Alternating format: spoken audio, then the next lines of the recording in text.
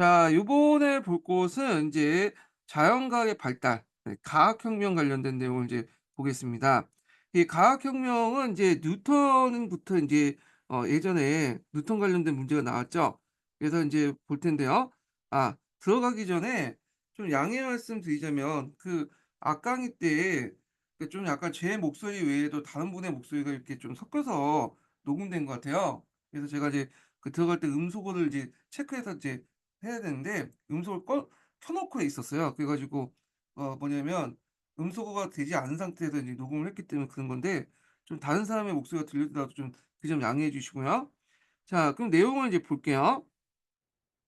자, 여기 보면 이제 과학혁명이라 해 갖고 자연과학의 분야에서 이루어진 과학적 업적이 총괄되는 그런 것들이 이제 나타나는데, 근대과학이 확립됐다고 인제 보시면 될 텐데, 그래서 이제 이런 내용들을 인제 좀 보면요.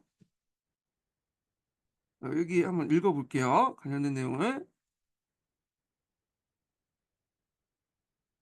자, 서양의 역사에서 과학혁명은 코페르니쿠스가 천구의 회전에 관해서 출판하였고, 그다음에 베젤리우스가 인체 구조에 관해서 출판한 1453년 시작되어 뉴턴의 프랭카피아에 출판한 1687년에 절정을 났다.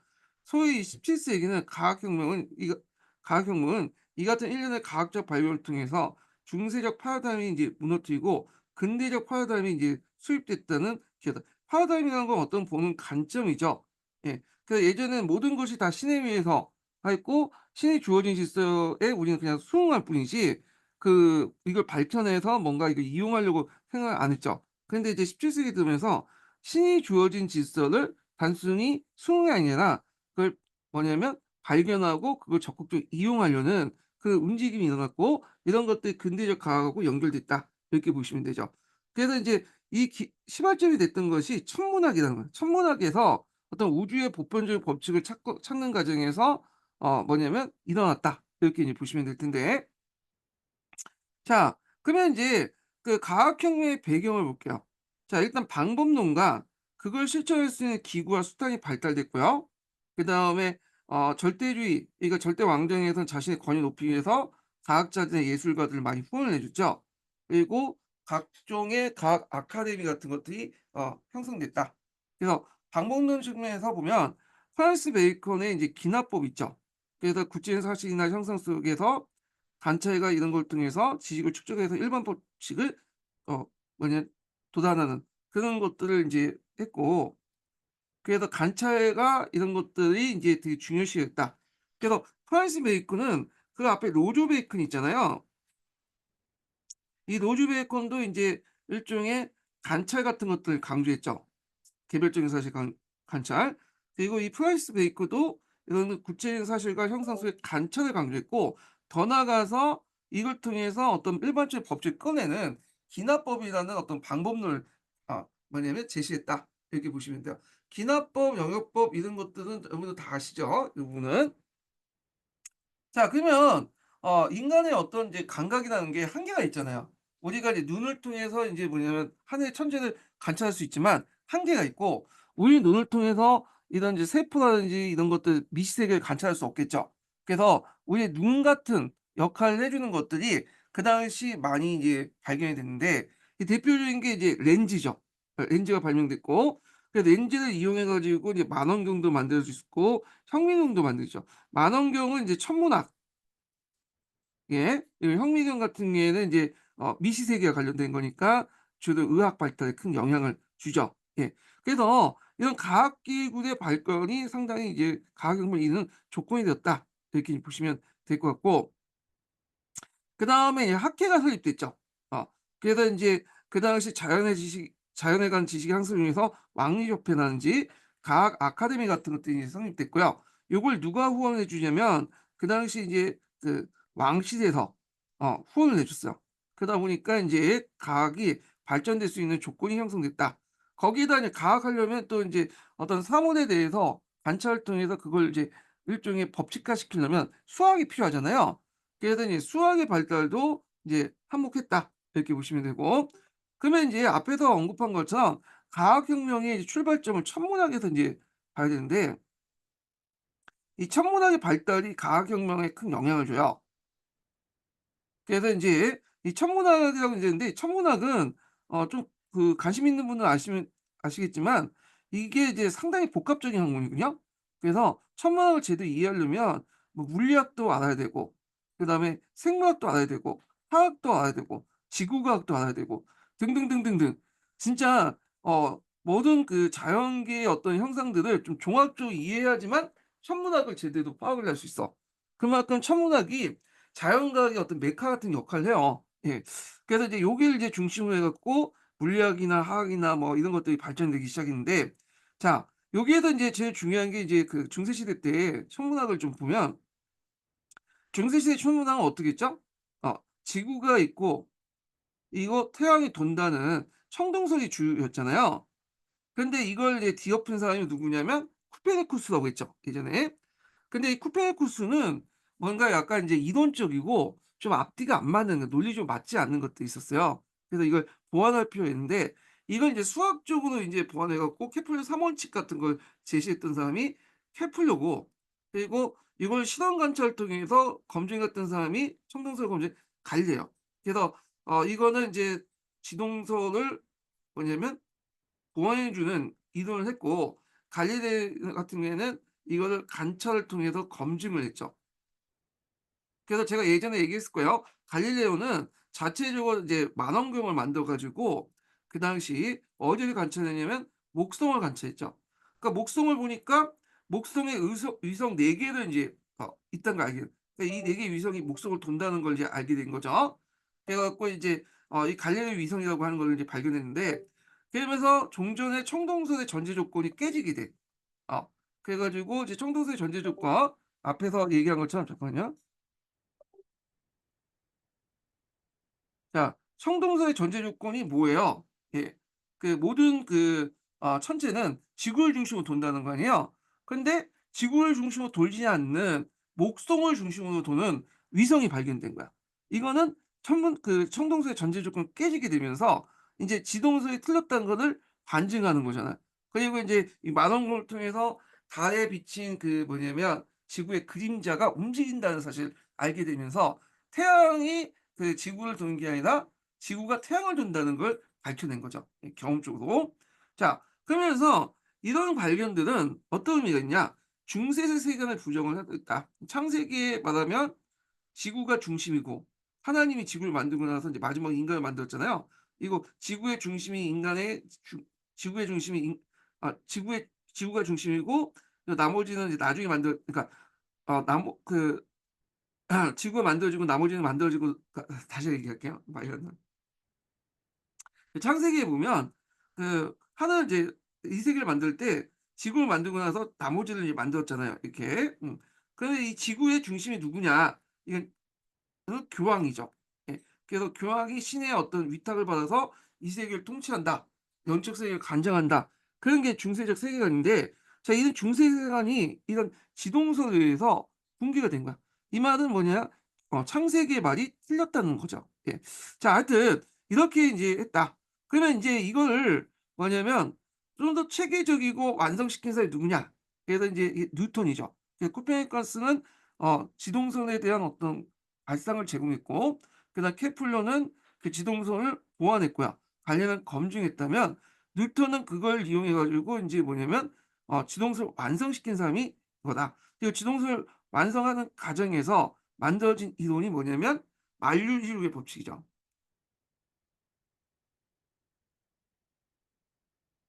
그래서 이 만류인류 법칙을 정리해 놓은 것이 자연철학과 수학적 원리라는 책이야. 프린키피아라는 책을 인제 만들었다. 이렇게 보시면 될 것 같아요. 예.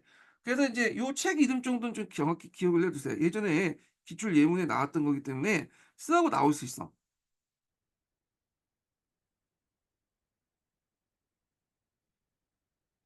이게 인제 있는데 자 여기에서 인제 이걸 발견할 수 있는 계기가 됐던 게 이거죠.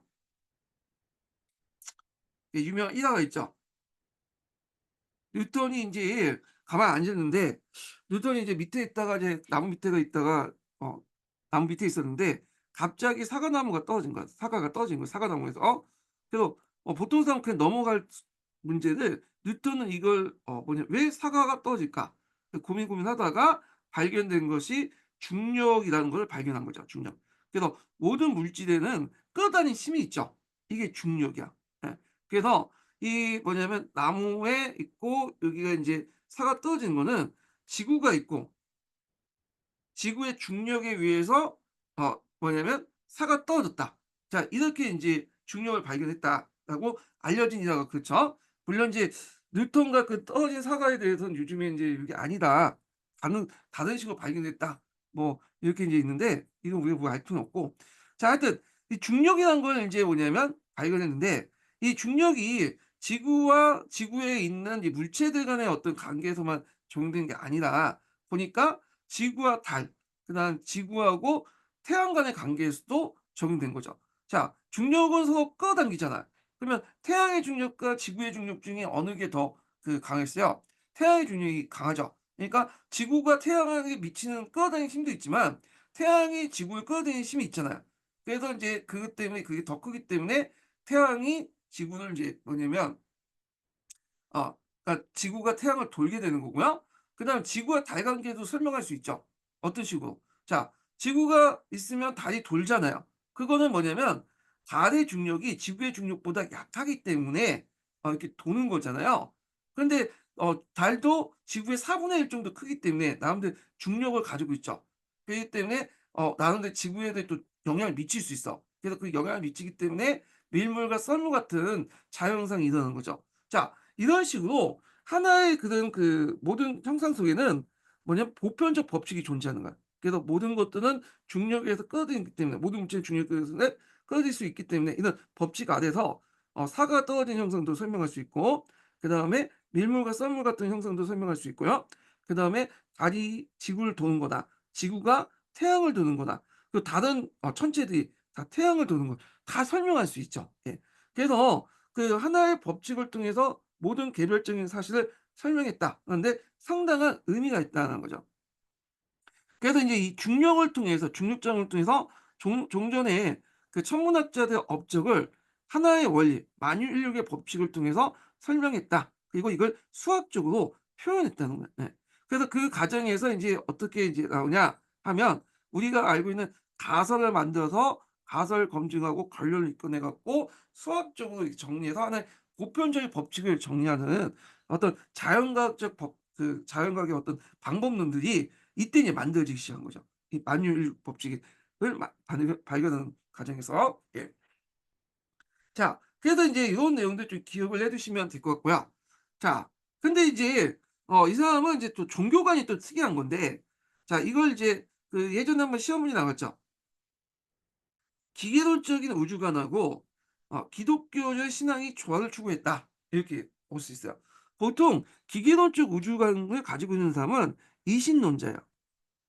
이신론은 인제 인격신이 아니라 원리나 원칙을 이제 강조한다고 했잖아요. 근데 이 사람은 뭔가 약간 특이해. 그래서 인제 원리와 원칙을 강조해. 신의 어떤 만들어진 보편적인 원리나 법칙을 강조하지만 그리고 이 원리와 법칙에 따라서 움직이긴 되지만 때에 따라서는 신이 개입을 해. 그래서 기독교 신앙적 요소가 있어. 그래 갖고 인제 이게 특이한 건데 이걸 이제 뭐냐면 자기의 이론에도 적용이 돼요. 자 이 만유인력의 법칙에 따르면 모든 이제 물체들은 끌어들이는 힘이 있죠. 이 중력이죠. 근데 중력이 왜 발생하는 거에 대해서는 설명을 못 해. 그 당시에는. 지금은 설명할 수 있어. 무슨 이론을 통해서? 상대성 이론 중에 아인슈타인 상대성 이론 중에 일반 상대성 이론이 있거든요. 그래 갖고 이 시공간이 있으면 요 시공간이 인제 물질이 이제 어느 정도 일정한 중력이 물질이 있으면 이게 물질에 의해서 이게 씌워지잖아요, 시공간이. 그러면은 이 시공간이 씌워지면서 중력이 발생된다. 어 그래서 인제 이렇게 설명할 수 있죠, 상대성 이론. 물론 이제 그 이상의 설명. 왜 그러면 물체에 의해서 시공간이 씌워지느냐? 그건 설명 못 해요, 아직까지는요. 그렇기 때문에 신이라는 존재가 필요한 거야. 아인슈타인 입장에서 보면. 자 그리고 또 이제 문제는 뭐냐면 중력이 있으면 어떻게 있어요?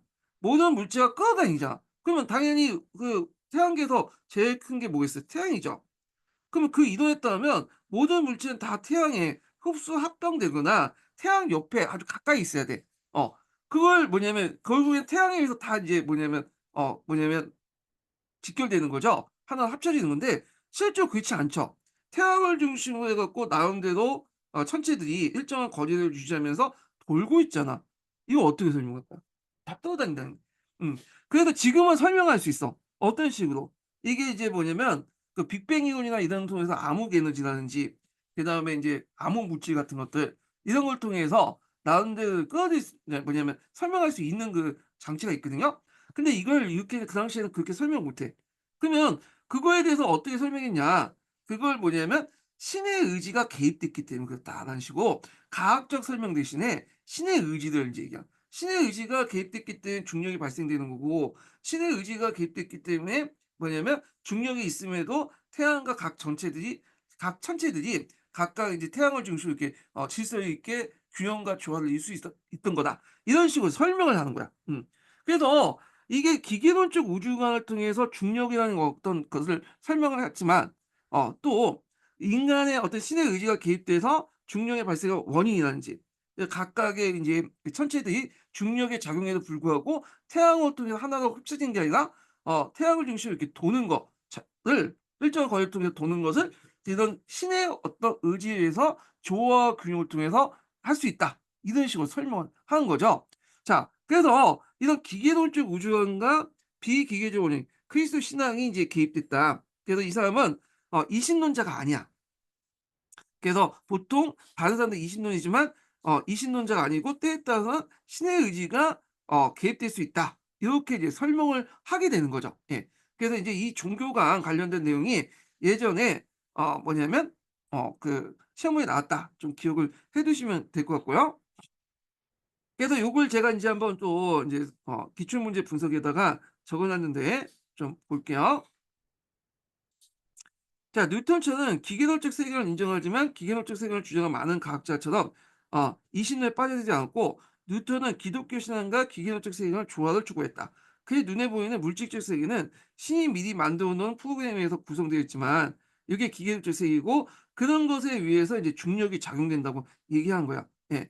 그 물질은 움직이지만 눈으로 파악하지 못한 비물질 세계는 사전에 설계된 프로그램이 아니라 신이 추구한 목적에 따라 판단을 내리고 신의 의지가 개입됐다고 보고 있다. 결국에 물질적 세계는 비물질 세계에 종속되고 있다. 그래서 이러한 이제 입장에서 뉴턴은 과학적인 어떤 방법을 통해 비물질 세계에서 신의 섭리를 찾아내고 있고 그래서 이제 그 진량을 가진 물질은 서로 끌어다니는 운동 원리인 중력에서 그걸 찾아냈다. 후에 이제 아인슈타인의 상대성 원리에 따라 중력의 발생 원인은 물질 중량에 따라 시공간의 왜곡 현상 때문에 생기고 보고 있지만 그 당시의 중력 현상은 파악해도 중력의 근본적인 원인이 무엇인가를 뉴턴이 어 설명하지 못했죠. 그러니까 다 뭐야? 그의 종교적 신념에 따라서 신의 섭리를 생각한 거죠. 그리고 또 뭐냐면 중력이 작용해서 한 곳에 모든 천체가 모여지거나 또 뭐냐면 벌어질 수도 있는 거죠. 중력이 없어지면 이제 또 벌어질 수 있잖아. 우주가 붕괴될 수 있는 거잖아. 근데 근데 실제 그렇지 못하죠. 각각의 천체들이 뭐냐면 태양을 중심으로 균형 있게 돌잖아. 자, 이거를 이제 뭐냐면 신의 섭리에 의해서 그렇다라는 식으로 얘기한 거야. 그래서 중력이라는 것을 이제 찾아내서 나름대로 기계론적 우주관을 가지고 설명했지만 그걸 뭐냐면 이런 이제 뭐냐면 그 중력이 왜 발생했는지 그리고 중력 때문에 그 한 곳에 태양을 중심으로 뭉치거나 아니면 천체가 다 분리돼서 중력이 약해지면 분리될 수 있잖아요. 그걸 설명을 못 했는데 이걸 신의 섭리를 통해서 할 수 있다. 아주 비과학적인 어떤 설명 형상을 이제 얘기를 하고 있는 거죠. 자, 그래서 요런 것들이 인제 그들의 종교관이다. 그 뉴턴의 종교라는 거 좀 기억을 해 두시면 돼요. 자, 이 뉴턴의 한계에도 불구하고 나름대로 의의가 있어요. 왜냐하면 이제 뉴턴이 자기의 어떤 그 생각, 가설을 검증하고 그 데이터를 인제 뭐냐면 수학적으로 정리했잖아. 그리고 그걸 통해서 인제 이론을 끄집어냈죠. 그래서 수학 공식으로 과학적 사고의 진행 절차 설명 방식을 제시해서 오늘날 말하는 근대적인 과학관을 제시했다는 거. 어 그다음에 추상적 이론과 경험적 증거를 동시에 제시했어요. 추상적 이론은 먼저 이제 가설을 설정하는 것이 추상적 이론이죠. 그렇지만 추상에 끝나는 게 아니라 그 경험적 증거를 통해서 이게 검증을 하는 거잖아요. 예. 그래서 이걸 어떻게 하냐면 예전에 철학자들은 계속 머릿속에 사유만 했어요. 그리고 예전에 기술자들은 자신의 경험을 통해서 뭐냐 그런 기술만 늘 경험을 통해서 기술 개량했죠. 근데 이제 이 철학과 기술이 하나 통합한 거야.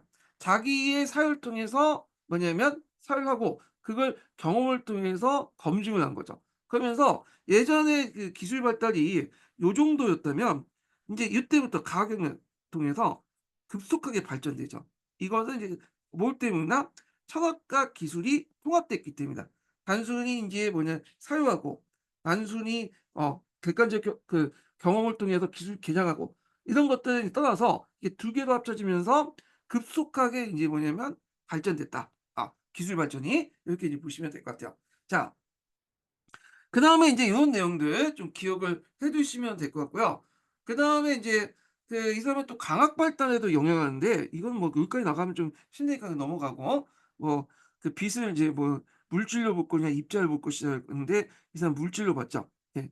근데 요즘에 양자역학에서는 따라서 관찰 가능한 것을 할 때는 물질이고 어 입자고 그다음에 말을 전에 입자와 파동을 봤는데 빛을 얘는 입자로 본 거야 뉴턴은. 근데 이 아인슈타인 이후부터 인제 양자역학 같은 거 등장했죠. 아인슈타인까지는 고정역학이고 양자역학이 들면서 뭐냐면 빛이 인제 뭐냐면 물질 입자일 수도 있고 파동일 수 있다. 이렇게 이제 주장하잖아요. 관찰할 때는 입자 형태로 띄고 있지만 관찰하지 않을 때는 파동 형태로 나타난다. 그렇게 있는데 요건 뭐 과학이니까 넘어갈게요. 예.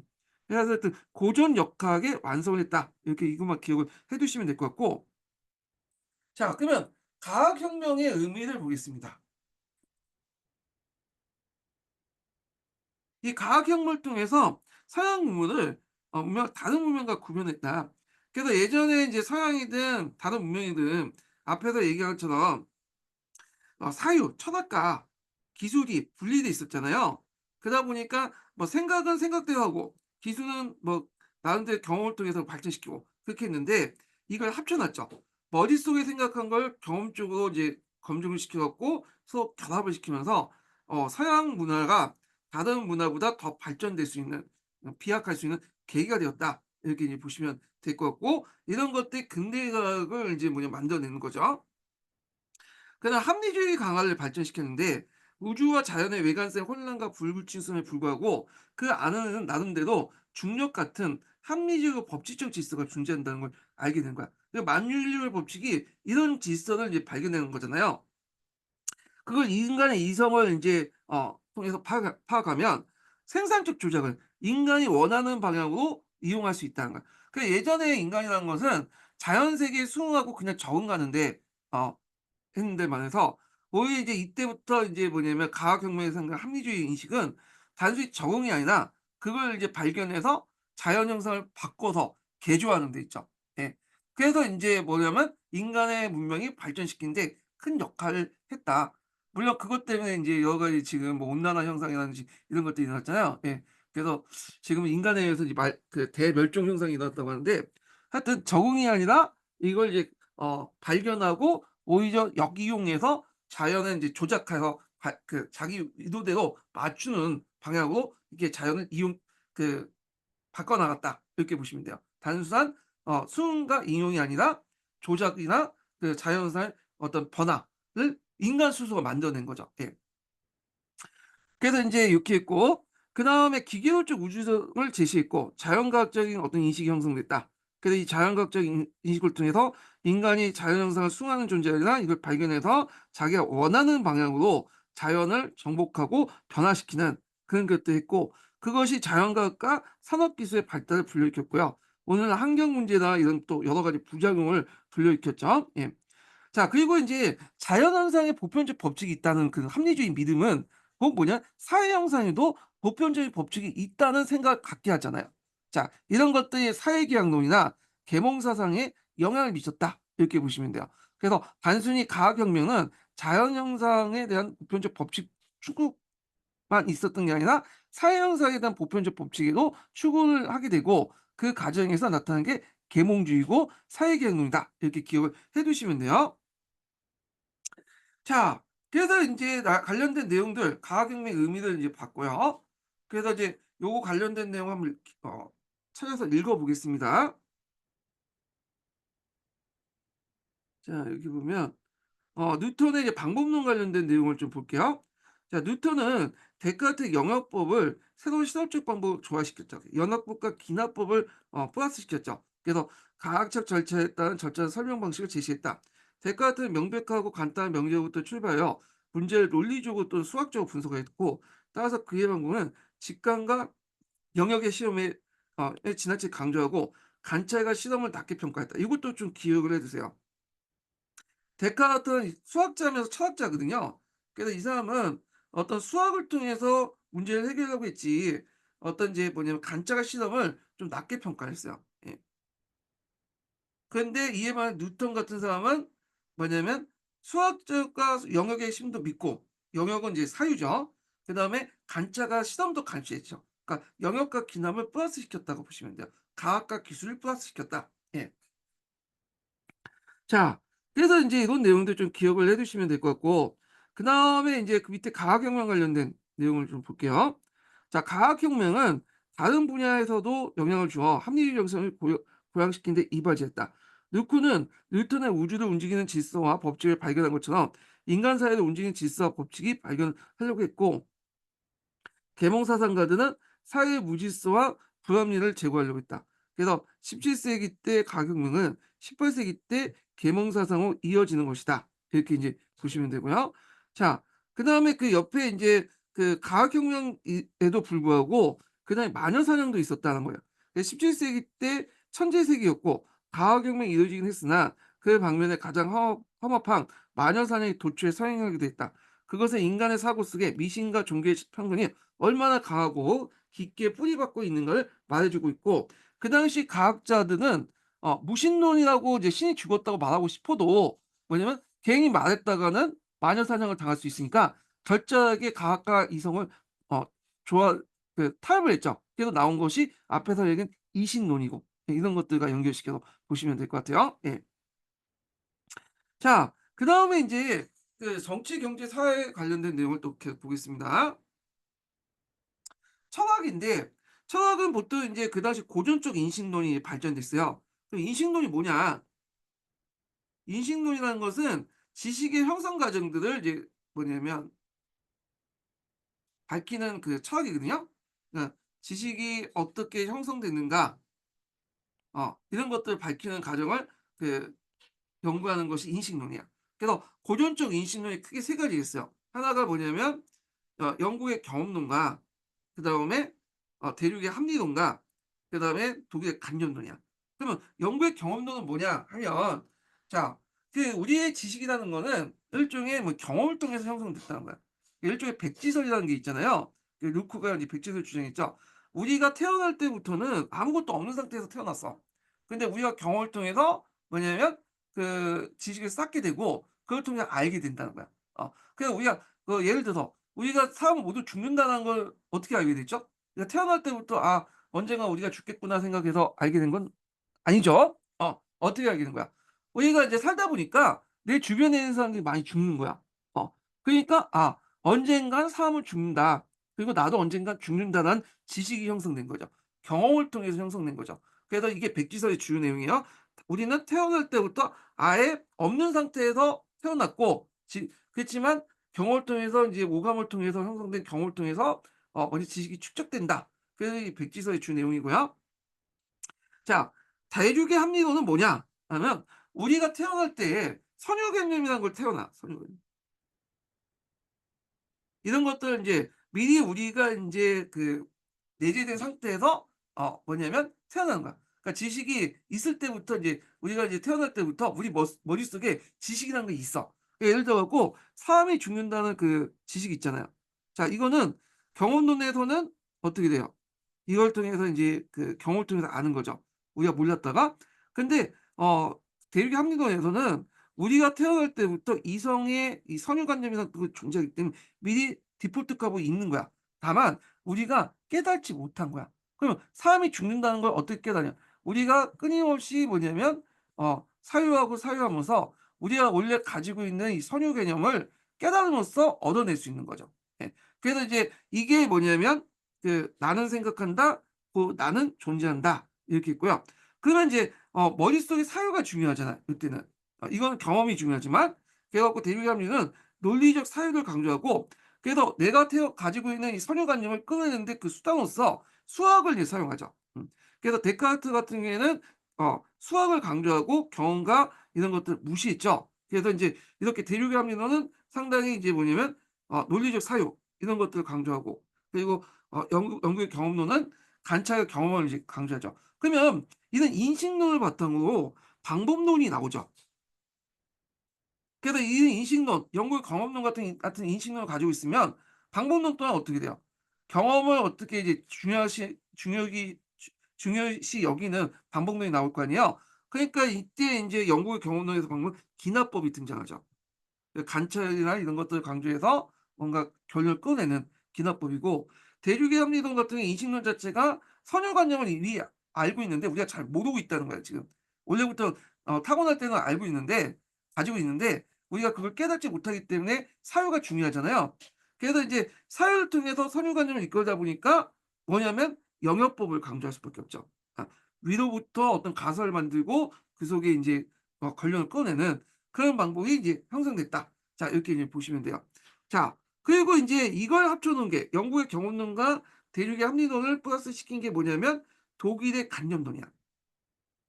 자 독일의 간념론은 일종의 붕어빵하고 인제 많이 비교하거든요. 붕어빵을 만들기 위해서는 붕어빵 틀이 있죠.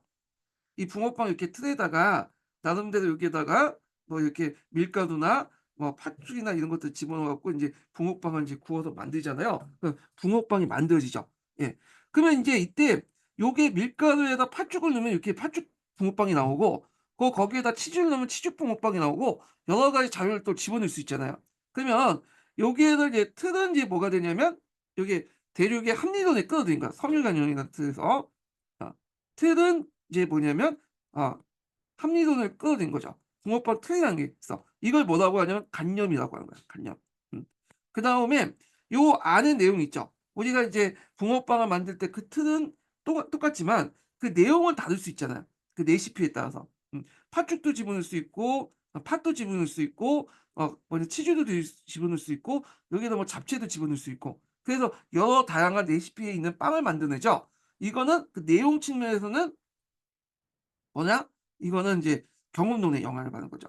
그래서 우리가 관념이라는 틀은 모두 태어날 때부터 인제 주어지지만 그 관념의 내용은 뭐냐? 경험을 통해서 형성된다. 이런 것들이죠. 예.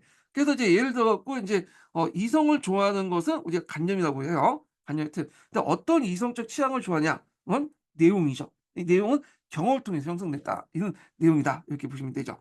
자 하여튼 이 독일의 관념론은 요 두 개를 합쳐 놓는 거다. 이렇게 보시면 되고 그다음에 인제 칸트의 가 그 출발점이 돼서 칸트, 헤겔 같은 사람이 있고 그다음 마르크스도 유물론자이긴 하지만 이 사람도 인제 수학적인 어떤 틀은 간념론에서 빌렸거든요. 간념론을 비판적으로 이제 했지만 그 틀 자체는 마르크스는 또 간념론에서 영향을 또 받아요. 예. 자 그래서 인제 있고 요 이상의 설명을 저 이상 못 해 드리겠어요. 저도 잘 모르니까. 예. 요 정도만. 예. 어차피 인제 그 역사에서는 그냥 인구 문제 나올 정도의 수준에서만 이해를 하시면 돼요. 예.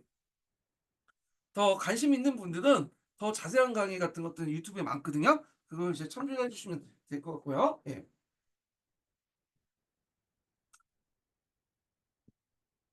자 그다음에 절대 왕권 시기 때 이제 정치 사상을 보겠습니다. 예전에 한번 시험 문제 나왔던 게 뭐냐면 왕권 신수설이요. 자 왕권 시순은 신이 왕권을 부여했기 때문에 왕만이 지상에서 가장 우월한 존재를 다. 그래서 왕의 지상권, 지상의 모든 권한을 행사할 수 있다. 그래서 절대 왕정을 옹호하는 그런 논리인데 대표적인 사람이 영국의 제임스 리스라든지 보댕이라든지 보쉬에 이런 것들이거든요.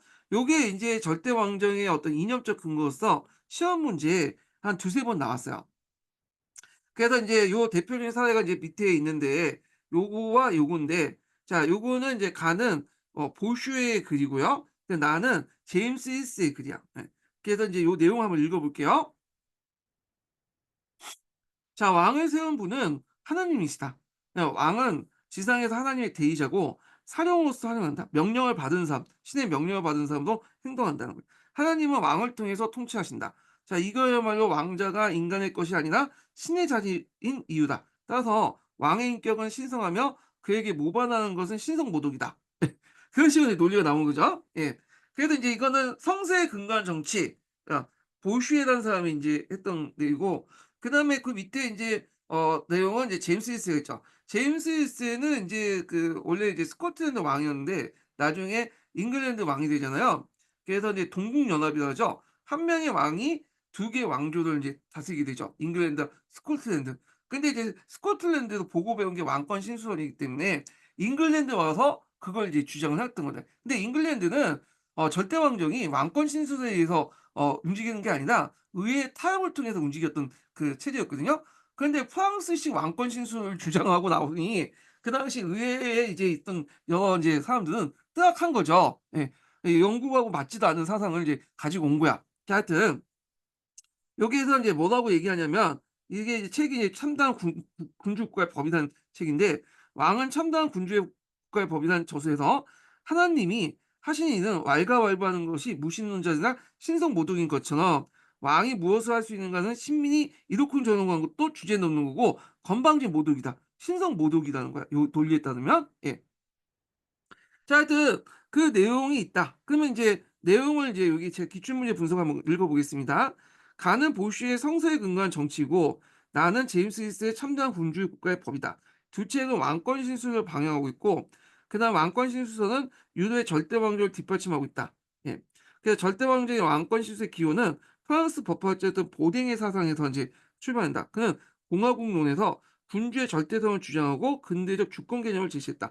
자, 주권이 뭐냐 가지고 인제 관련된 내용은 제가 인제 여기다가 정리를 좀 해 놨어요, 그 심화 교재에다가. 그래서 주권은 이제 법에 구속되지 않는 국가의 최고 권력인데, 지금은 이제 국민주권서에 따라서 국민들이 행사를 하잖아요. 근데 이거는 누가 이제 행사하면 왕이 행사해.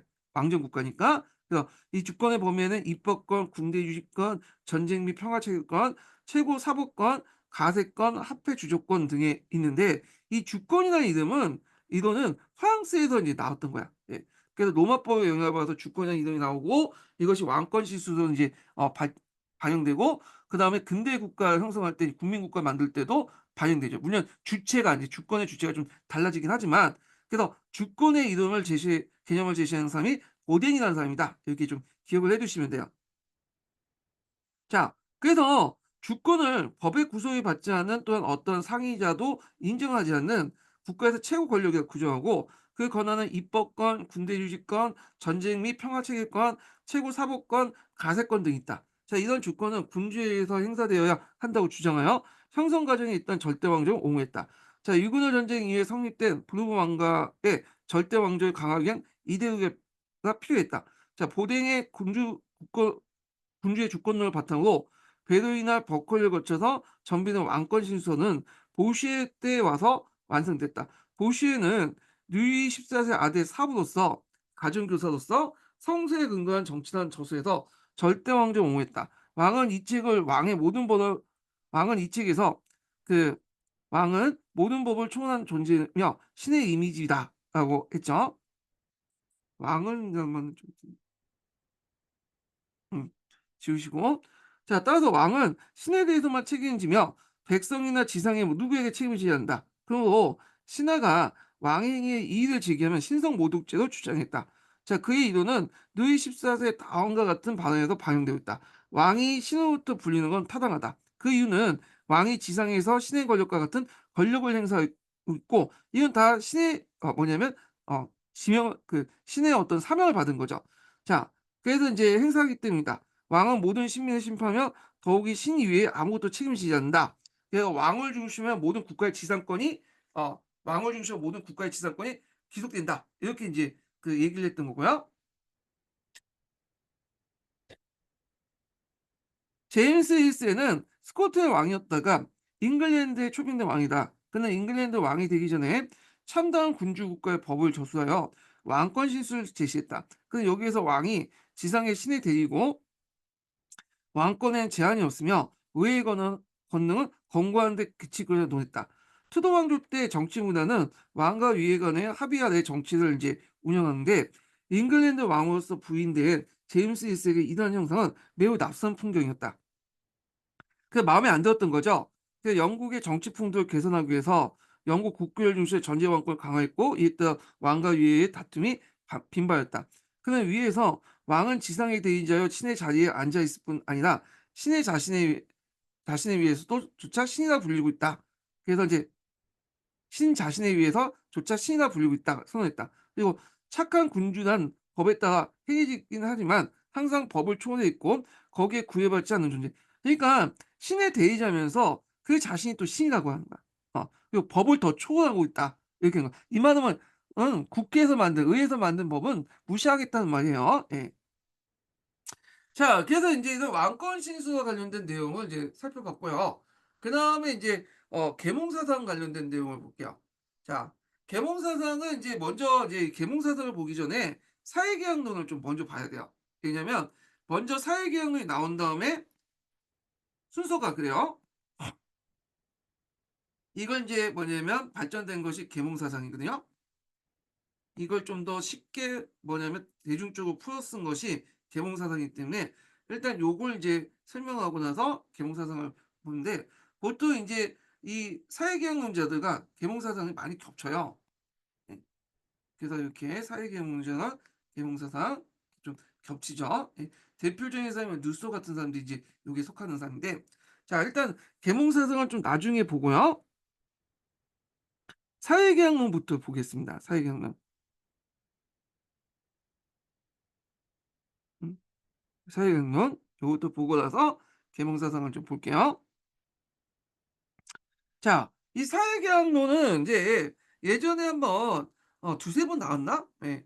그 나왔어요. 예. 그래 가지고 있는데, 이 사회계약론 같은 경우에는 역사과 외에도 또 그 일반 사회나 윤리과에서도 사회계약론 되게 언급되더라고요. 좀 보는 관점이 다르긴 하는데 일단은 그래요. 그래서 사회계약론의 인제 그 내용을 이제 보기 전에 흐름을 먼저 볼게요. 자, 사회계획론이 두 가지가 있어요. 하나가 절대주의적 사회계획론과 그다음에 입헌주의적 사회계획론이 있어요. 그래서 이제 절대주의 사회계획론은 국가 주권이 절대 군주에 있다고 보는 거야. 홉스죠. 그래서 약간 왕권 신수설하고 인제 뭐냐면 비슷한 개념인데 좀 차이점이 있긴 있어요. 절대군주에게 있다는 건 동일한데 이게 왜 만들어진 과정이 틀려. 예.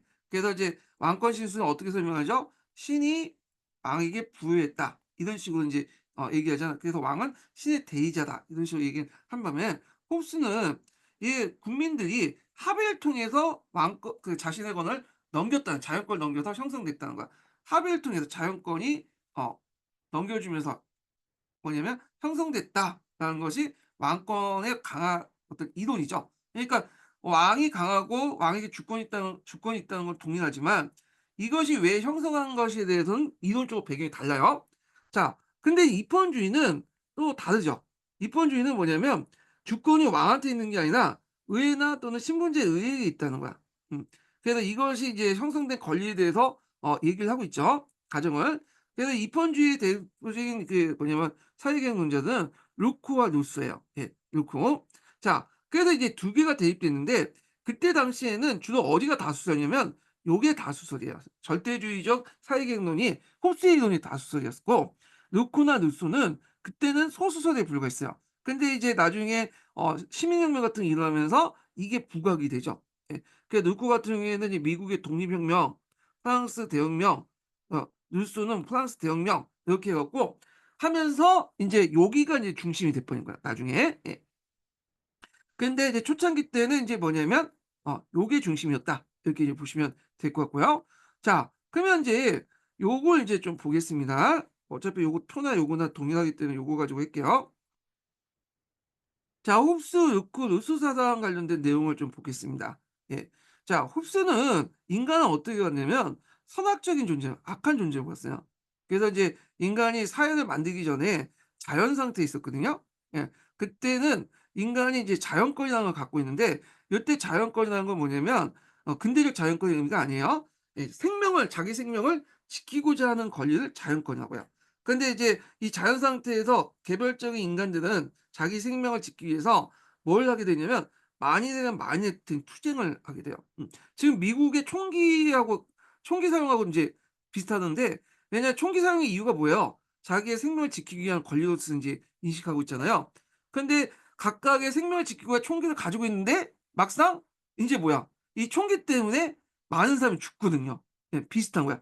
자기의 자연권을 지키고 생명권을 지키고자 열심히 싸웠지만 그 과정에서 만인의 만인의 투쟁이 일어나고 많은 사람이 죽어 떨어지고 사회가 자연 상태가 혼란을 일으킨단 말이야. 그러다 보니까 이 자연 상태에서는 도저히 자신의 어떤 생명을 유지하기 어렵죠.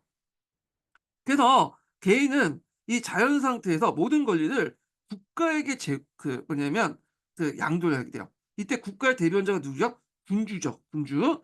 그래서 여기 딱 보시면 알겠지만 이 리바이어든이라고 인제 표지 있어요. 이 사람이 쓴 책이 유명한 리바이어든인데, 이 홉스는 국가를 개수라고 이제 표현했고 그 구약 성서에 그 개수가 리바이어든이 있거든요.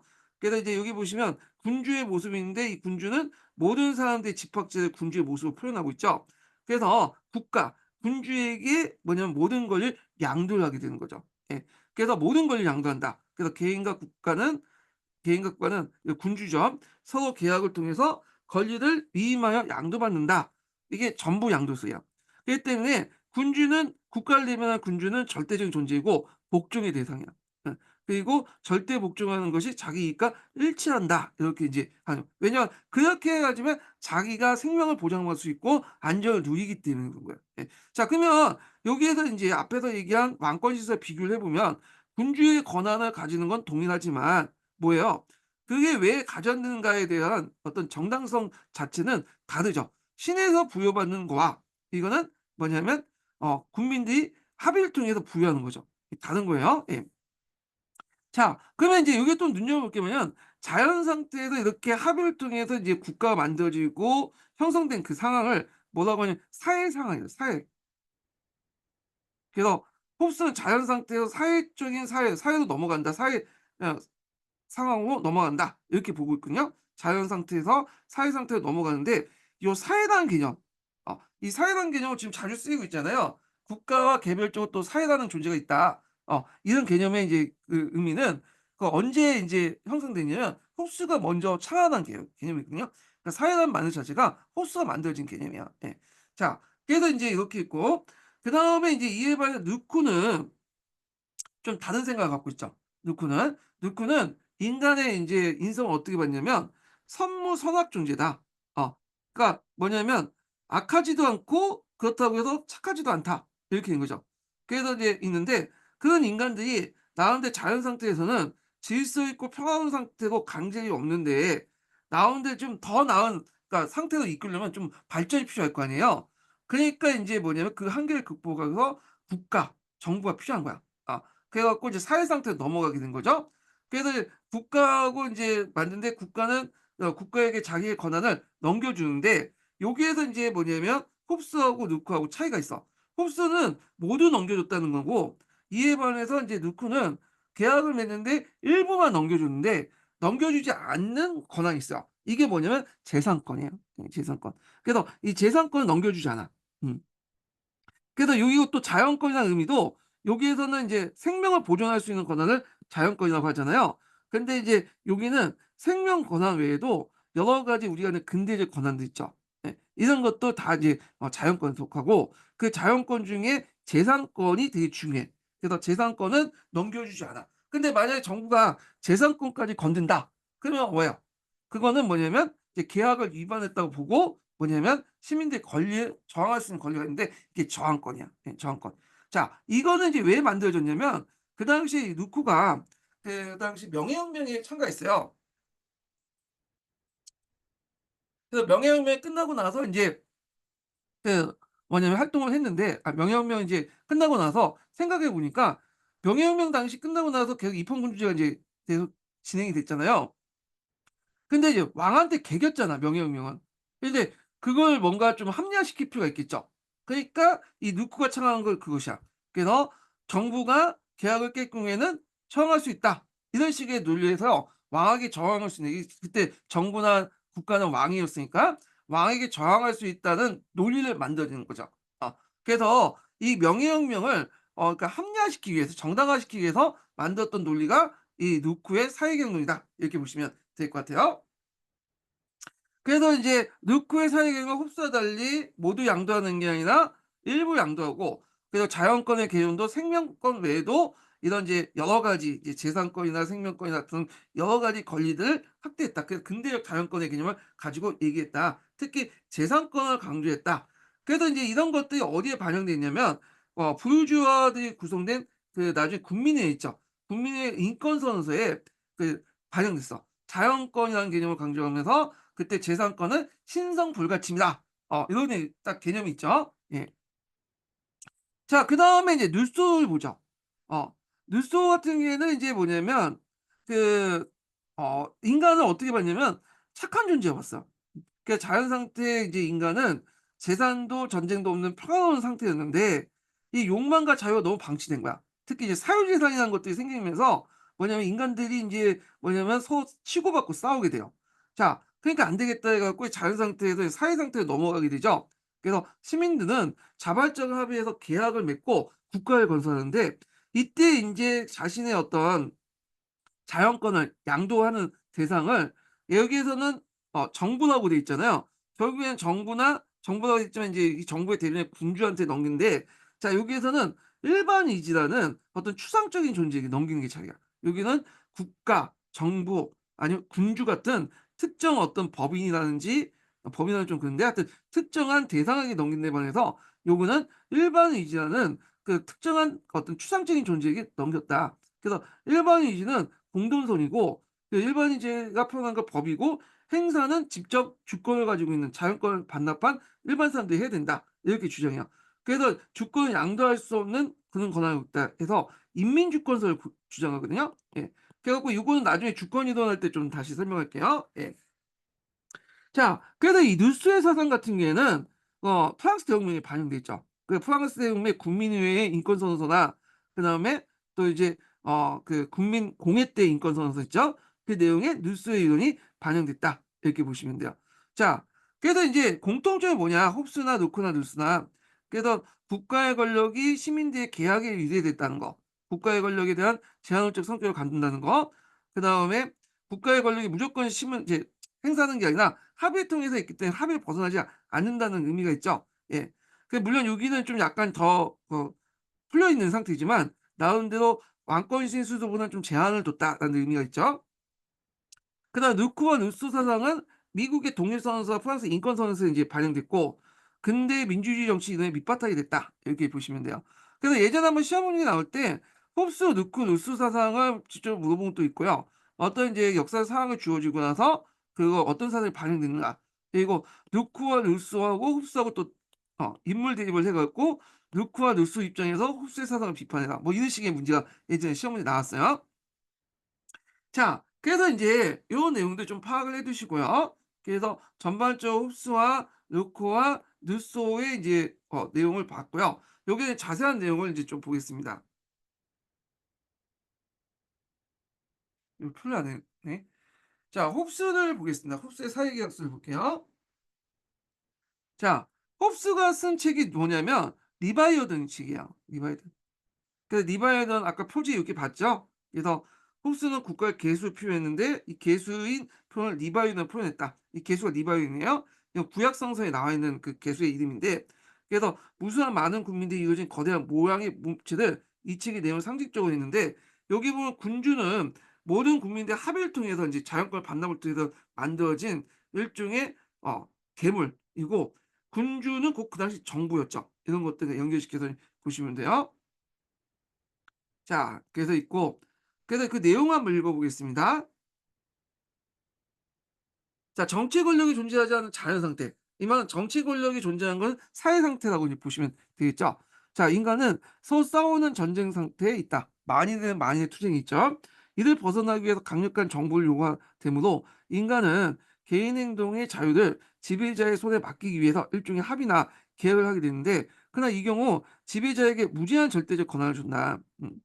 이때 지배자는 이제 왕이겠죠, 이 당시. 예. 정부, 예, 국가 동일한 거예요. 자, 그렇지 않으면 사회 또는 다시 만인의 만인에 대한 투쟁이 자연 상태로 돌아갔다. 그래서 정치 권력이 존재한 사회 상태에서 지배자의 권한을 줬는데 만약에 절대 권력을 주지 않을 경우에는 다시 예전의 자연 상태로 다시 돌아간다라는 게 니바인의 주 내용이에요. 자, 그래서 이 사람은 절대주의 주권의 완성자면서 그다음에 구약 성서에 보이는 그 계문의 니바이를 통해서 국가를 표현했죠. 예. 그다음에 인제 인간은 자연 상태를 만의 투쟁으로서 파악하고 자연 상태의 비참을 벗어나기 위해선 인간의 계획을 맡고 국가가 수립되고 모든 권리는 주권자인 그 절대군주에게 양도했다. 이런 것들을 좀 기억을 해 두시고 요때 자연권은 생명권이다. 이렇게 보시면 돼요. 예. 자, 그다음에 루크도 보죠. 루크가 인제 그 주장했던 이제 책 사회개혁은 어느 책이 있냐면 시민정부라는 책이 있어요. 누꾸도 이 시민정부론 책이 예전에 시험 문제 나왔기 때문에 외워 두시고 누꾸는 인제 또 뭐 그 여러 번 나왔어요. 여기 보시면 하나 둘 셋 넷 5번 6번 나오는데 누쿠 사상 자체를 물어보는 것도 있고 누쿠의 행적 같은 거 누쿠 같은 경우에는 명예혁명에 참가하게 됐거든요. 그런 것들 물어본 것도 있고요. 그다음에 후에 이제 누쿠의 사상이 미국의 독립혁명이나 프랑스 대혁명에 또 영향을 미치죠. 이런 것들을 좀 물어봤죠. 자, 그래서 배경을 보면 명예혁명 가담이 사후 합리화시키기 위해서 저항권 합리화해서 인제 했고 이 사람이 인제 네덜란드의 그 망명한 시점이고 그 당시 좀 뒤에 얘기했지만 그 당시 이제 뭐랄까요? 아 명예혁명 당시에 네덜란드에 망명한 시점에 있었는데 네덜란드 끝난 다음에 그러니까 네덜란드 끝내 명예혁명이 끝난 다음에 네덜란드 돌아와서 인제 활동하게 되고 그때 명예혁명을 합리화하는 과정이 했다.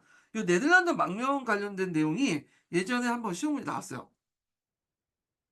그래 갖고 뭐 별 중요한 건 아닌데 이게 되게 복잡하거든요. 예. 그래서 제가 여기다 적어 놨어요.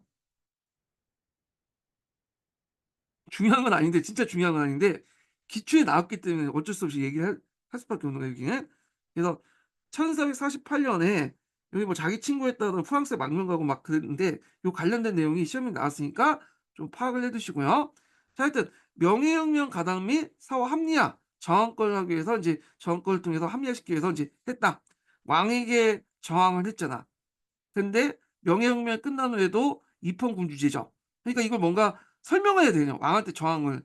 그래서 왕한테 권한이 있지만 모든 권한을 행사하면 안 된다. 계약에 따라 하고 특히 재산권을 누리면 저항을 할 수 있다. 뭐 이런 논리가 요때 만들어진 거야. 예. 뭐 요렇게 인제 좀 보시면 되고요. 자, 내용을 보면 인간의 자연 상태는 자연법이 지배하는 평등한 상태지만 불완전한 상이야. 예. 그래서 자신의 자생과 권리를 보존하기 위해서 그 정치 사회를 이제 구성했고 자, 그래서 인제 자연 상태에서 사회 상태로 넘어갔죠. 요 선서성을 좀 지우시고 예.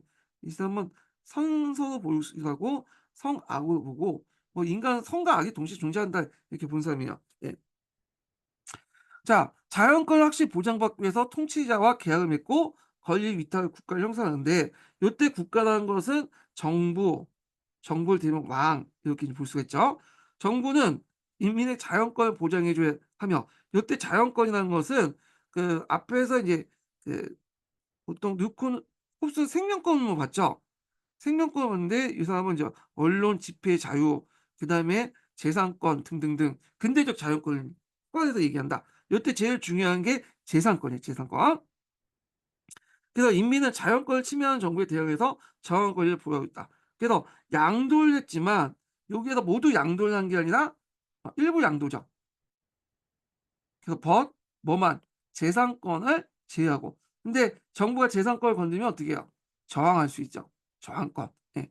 그래서 인제 있고 그다음에 정치 형태는 대의제에 입각한 간접민주주의인데 요건 나중에 좀 약간 더 설명하고요. 그 후에 인제 18 세기 때 미국 혁명과 계몽 사상가에 영향을 줬다. 이렇게 인제 정리해서 볼 수가 있습니다. 자, 그다음에 넘어갈 것이 루소 사상을 좀 볼게요. 자, 몇 페이지 펴 보시면 190 페이지 보세요. 예. 그 루소는 인제 여기 보면 계몽사상가적인 모습도 있고 또 사회개혁론적인 어떤 모습도 있거든요. 근데 계몽사상은 나중에 얘기하고 사회개혁론을 좀 보겠습니다.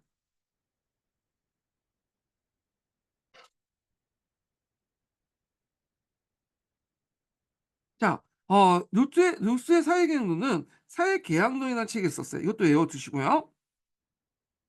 자, 그래서 인제 개인은 그의 권리와 힘을 공동체 일반 의지에 양도했죠. 왜 양도했어요? 앞에서 배웠던 그 자연 상태에서는 어 자 착하고 살고 다 착하게 잘 살고 있는데 이제 점점 이제 사회재산이라는 것들이 생기면서 욕심이 생기잖아요. 그러면서 갈등이 일어나. 그래서 '안 되겠다.' 해 갖고 사회 상태로 넘어가면서 이런 이제 공동체 일반 의지를 자신의 자율권을 넘기게 되죠. 그래서 이제 다른 누크와 그 흡수의 사상과 달리 어떤 일반 의지나 추상적인 존재에 넘겼다. 이렇게 보시면 되고 자 개인은 자연적 자율권을 넘기는 대신에 공동체에 약속했지만 대신 시민적 자유를 제공받았고요. 일반 의지라는 것은 공동성과 공동이익을 추구해. 그래서 일반 의지는 법 질서의 근간을 이루고 일반 의지의 행사하는 등의 주권이고요. 그렇기 때문에 주권은 양도할 수는 없는 권리. 그래서 직접 민주주의 정치를 주장하게 되죠. 그래서 인제 이렇게 있는데 그래서 인제 요 내용이 있는데 요걸 이제 알려면 주권 이론을 좀 약간 연구를 볼 필요가 있거든요. 그래서 잠깐 주권 이론을 여기 좀 볼게요. 자, 뉴스의 사회경론에서 이제 주권 이동을 이제 알려면 이게 인민주권설 개념과 국민주권설 개념을 좀 이해해야 돼요. 그래서 인민주권설, 국민주권설은 많이 들어봤죠. 예. 근데 보통 우리는 이제 국민주권설이라고 이제 이해를 하는 거잖아요. 주권할 때 우리가 헌법에 보면 국민주권설 나오잖아요.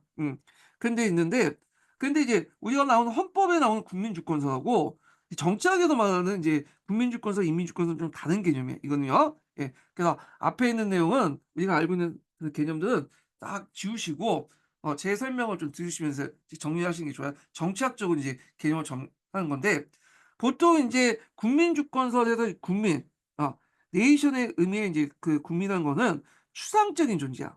추상적인 존재. 그래서 이제 국민이라는 것은 인제 우리가 생각하는 지금 국민이 아니라 어떤 추상적인 법인이라고 보시면 돼요, 법인. 그래서 이제 우리가 이제 법인 있죠. 회사도 법인이잖아. 그런 존재라고 보시면 될 것 같은데 권력 행사에서 이제 보면 가분가양을 했어. 권력은 나눠질 수 있고 뭐냐면 양도할 수도 있어요. 예.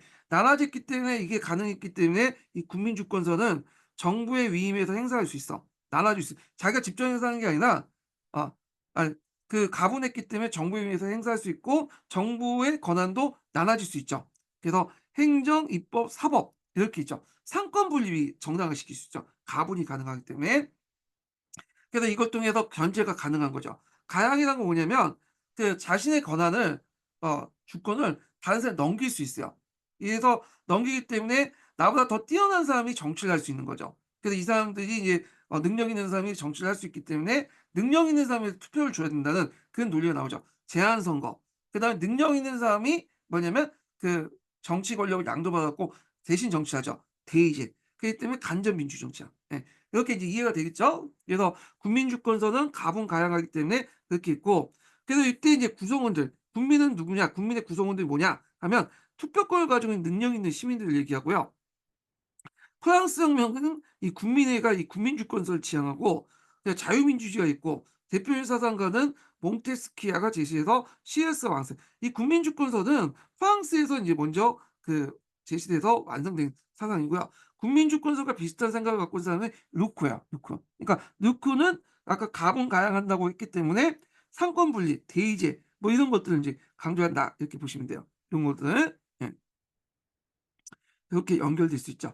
자 인민주권설이 뭐냐? 자 요때 인민이라는 것은 우리가 보통 인민하면 저 북쪽 위쪽 나라 때문에 인민의 의미가 좀 약간 왜곡됐죠. 이게 좀 약간 악적인 존재? 뭐 빨갱이? 그렇게 이제 인식을 하잖아요. 예. 근데 요때 그 인민은 그런 건 아니고 이건 나중에 이제 사회주의가 등장하면서 그 당시 공산주의자들이 뭐 국민 대신 인민을 많이 사용했기 때문에 그렇게 변질된 거고요. 인민주권서는 사회 공동체에 속해 있는 개별 구성원들에게 있는 거야. 인민은 사회 공동체에 속해 있는 개별 구성원들이 개별적으로 존재한다. 이 개념이.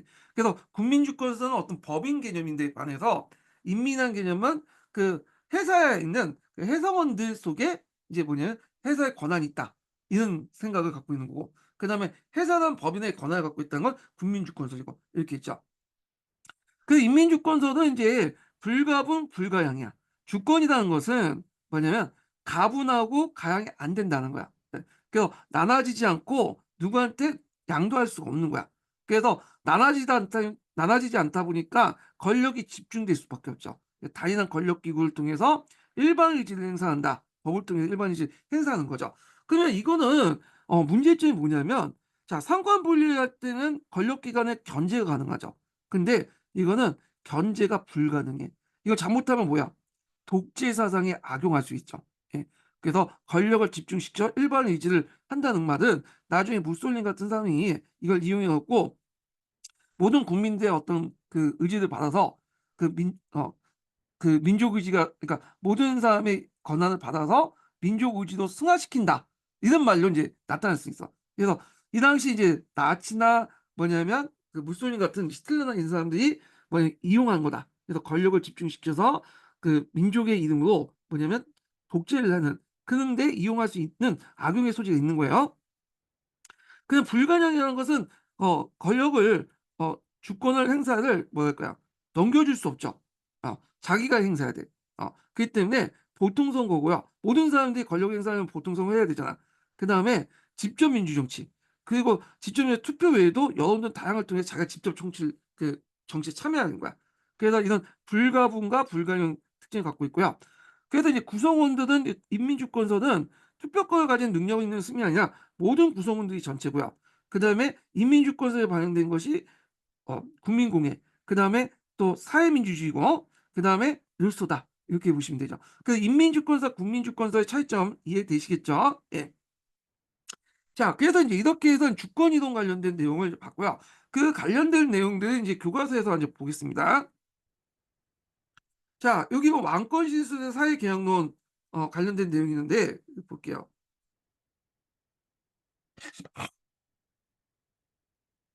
자, 여기 누크의 시민정부론이 있고요. 그다음 누소의 사회개혁론이 있어요. 예.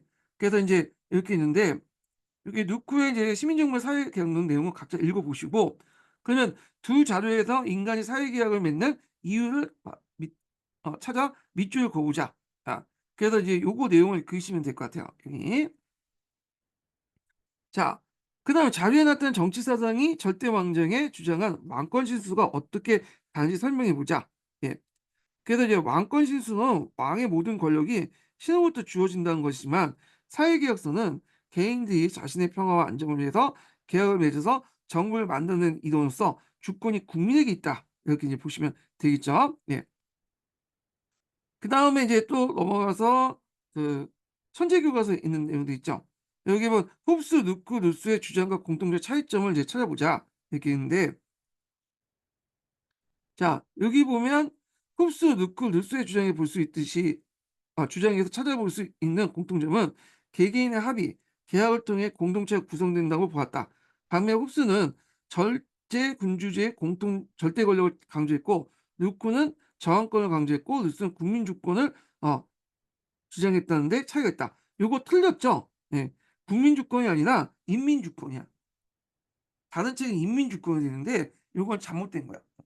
국민주권이나 인민주권인데, 아마 이 글 쓰신 분들이 인민주권과 국민주권 개념을 정확히 몰라서 그렇게 쓴 것 같아. 네. 그래서 이제 뭐 이렇게 있고, 그래서 교과서 읽다 보면 간간이 틀린 게 있어요. 개론서도 틀린 것도 있는데 교과서는 좀 약간 틀린 게 좀 약간 많더라고요. 예.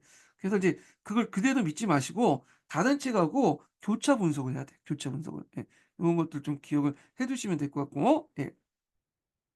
여기 이제 잠깐 이제 루크의 통치론이라고 있는데, 이거 시민정부론이라고 보시면 돼요, 그냥. 그래서 예전에 몇 번 얘기했는데, 서양사 같은 경우에는 번역하는 과정에서 이게 이제 번역이 좀 다르거든요, 용어가. 똑같은 대상이나 그 책도 이렇게 번역하는 과정에서 좀 다른 식으로 번역을 할 수 있어요. 그래서 이게 용어가 좀 다르다고 해서 다른 내용이 아니에요. 똑같은 건데 번역하는 과정에서 각자의 번역자에 따라서 이렇게 번역이 됐다, 이렇게 보시면 돼요. 그러니까 한국사하고 중국사 같은 경우에는 나름대로 통일돼 있어요. 어차피 한자음 발음이니까 이렇게 통일될 수 있고, 그런데 그게 아니죠. 서양사 같은 경우에는 이제 이거 되잖아요. 그러다 보니까 이런 과정에서 용어에 좀 약간 표현의 차이점이 좀 있어요. 예. 그래서 그걸 감안하고 보셔야 돼요. 예. 자, 그렇게 있고, 그러면 두 번째 인증번호 알려드리겠습니다. 두 번째 인증번호는 77번입니다. 예. 두 번째 인증문은 77번이에요. 예. 자, 그러면 이제 계몽사상을 이제 넘어가겠습니다. 자, 그 계몽사상의 특징은 뭐냐면 초자연적 형상보다는 자연적 형상을 강조한다. 자, 여기에서 이제 자연이라는 의미를 먼저 해석을 했는데 이때 자연이라는 의미는 뭐냐면 오감을 통해서 느낄 수 있는 것을 자연이라고 해요. 우리가 생각한 네이션의 어떤 네이처의 의미의 자연이 아니에요. 예. 그래서 인공과 대비되는 어떤 자연의 의미가 아니라는 걸 좀 기억을 해 두시면 되고 오감을 통해서 이성을 통해서 느낄 수 있는 것을 자연이라고 하고 초자연이라는 건 뭐냐면 그냥 오감이나 이성을 통해서 느낄 수 없는 세계를 얘기해요. 그래서 계몽주의자들은 이런 인간의 오감을 통해서 느끼고 생각하는 그런 이성적인 존재, 오감과 이성을 통해서 이런 보는 그 자연적 현상을 더 강조했다. 이런 것들 보죠. 그리고 이제 오감과 이성을 통해서 이제 자연을 형상을 보려면 어떻게 봐야겠어? 이걸 과학적인 방법을 엄격히 봐야겠죠. 그래서 과학적 방법을 통해 엄격하게 적용했다. 이때 과학이라는 것은 자연과학이죠. 자연과학을 통해서 보편성을 이제 추구할 법칙을 이제 추구하는 것처럼 이런 방법론을 이용해서 사회 형상에도 보편적인 법칙을 추구하려고 했다. 이렇게 보시면 돼요. 예. 그래서 인제 인류는 무한적인 진보할 수 있도록 교육을 받았다. 그러니까 이제 정리해서 얘기하면 그 계몽사상은 그럼 이게 잠깐만요. 내용을 이제 봐야 되는데 그 내용이 없네. 여기 있네요. 예. 그래서 이제 내용을 보면 인간의 이성의 힘이 가지고 있고 이건 자연적인 거죠. 그것에 일련 무한한 진보를 확신하죠. 그래서 이성을 통해서 자연과 우주의 움직이는 법칙을 인식하고 그래서 자연과학적 법칙을 이용해서 인간의 이성을 통해서 만약 법칙을 인식하면 이걸 자연을 인간에 유리하게 이용할 수 있고 인간과 사회를 움직일 수 있는 기본 원리를 파악할 수 있다라는 거야. 그래서 인간은 이성을 가지고 있고 그리고 이걸 통해서 어떤 자연과학적 법칙을 받아들여서 사회 형상에 대한 어떤 것들 연구하면 뭔가 부조리한 모습들이나 이런 것들이 밝혀질 거 아니야. 그래서 그 부조리한 모습들을 뭐냐면 개선하면 인간은 인간의 역사는 진보할 수 있다라는 거야. 예. 이성이고 부조리한 것들을 개혁하면 역사는 진보할 수 있다. 그런 믿음 자체. 이런 것들이 이제 뭐냐면 계몽주의다. 이렇게 보시면 됩니다. 그래서 인류의 진보를 위해서 계몽을 통해서 무지와 미신을 타파하고 이성에 어긋난 구습과 낡고 모순의 죄를 시정하고 개혁할 수 있다. 음. 이렇게 있고 인간의 이성을 개발할 수 있는 것은 이런 자연과학에서 발달된 이런 자연과학 법칙 같은 걸 통해 이성을 개발할 수 있고 사회 형성을 정확히 진단할 수 있다. 이렇게 이제 얘기를 한 거죠. 자, 그래서 디귿 같은 이제 이 기본 전제가 뭐냐면 근대성. 예 어떤 기본이 되는 거죠. 후에 인제 이 뭐냐면 뒤에 있는 계몽사상의 여러 사상가들이 나타나잖아요. 다 기본적으로 이 근대 사상을 바탕으로 한 이 계몽주의. 그래서 마르크스도 계몽주의에 영향을 받은 거죠. 인간은 이성적인 존재고 부조리한 걸 타파하면 사회가 진보한다. 그러면 그때 마르크스 입장일 때는 뭐가 부조리한 거야? 자본주의죠. 자본주의 타파해 사회주의 나오면 진보할 수 있다. 그런 내용이잖아요. 그래서 이건 다 이 모더니즘의 모더니즘에 근거가 됐던 것이 이런 그 계몽사상이다. 이렇게 보시면 되고 자 요게 반대해 가지고 이제 1-2차 세계대전에서 인간이 과연 이성적인 존재냐 왜 감성에 어떤 좌우된다. 이성이 만든 과학의 어떤 이런 것들 불신 이렇게 해서 나타난 것이 뭐냐면 포스트 모더니즘이죠. 이 포스트 모더니즘은 이런 계몽사상을 전제로 한 근대의 어떤 그 모더니즘 사상을 깨기 위해서 나온 거예요. 예. 이거는 역교동과 관련된 거지만 하여튼 이렇게 해서 연결시켜서 보시면 될 것 같고 자 그래서 이거는 인제 현존 질서를 타파하는 개혁하는 혁신사상, 미국 혁명, 프랑스 혁명의 사상적 기반이 됐고 새로운 시민사회를 건설하는 사상적 동력을 강조했다. 제공했다. 그래서 이런 것들 좀 기억을 해 두시고요. 그래서 계몽사상에서 강조된 건 이성이라는 거 좀 기억을 해 두시면 요번에 기출문제 나왔죠. 키워드. 그리고 예전에 한번 또 "계몽사상을 쓰라." 나온 게 있어. 그래서 인간은 이성을 가지고 있고 자연과학적 법칙을 이용해서 왜냐면 사회 부조리한 것들을 파악하면 어 그리고 보편적 법칙을 발견하면 역사는 진보한다. 그런 믿음 자체가 계몽사상이다. 그래서 이 계몽사상은 합리주의, 루코의 철학의 정치사상 그다음 뉴턴의 기계론적 우주관 등 이런 것들에 영향을 받았다는 거 이렇게 좀 기억을 해 두시면 될 것 같아요. 예. 자, 그래서 인제 있고 그러면 인제 그 당시 계몽사상 학살에 큰 역할을 했던 것들을 좀 볼게요. 예. 일단은 계몽사상 하려면 이제 사상가들의 책을 읽어야 될 거 아니야. 그러면 책은 어디에서 인제 찍어내서 볼 수 있어요? 인쇄소의 발달 때문에 알 수 있는 거죠. 그래서 그 당시 인쇄소의 발달이 있고 그 당시 인제 인쇄소는 구텐베르크의 할판 인쇄소부터 나타났죠. 근데 이제 요때 들어서 유압식으로 이렇게 찍어내는 게 아니라 팜프렛식으로 만들었어, 팜프렛. 그 유압식 같은 경우에는 고도의 기술이 필요하고 힘이 필요해.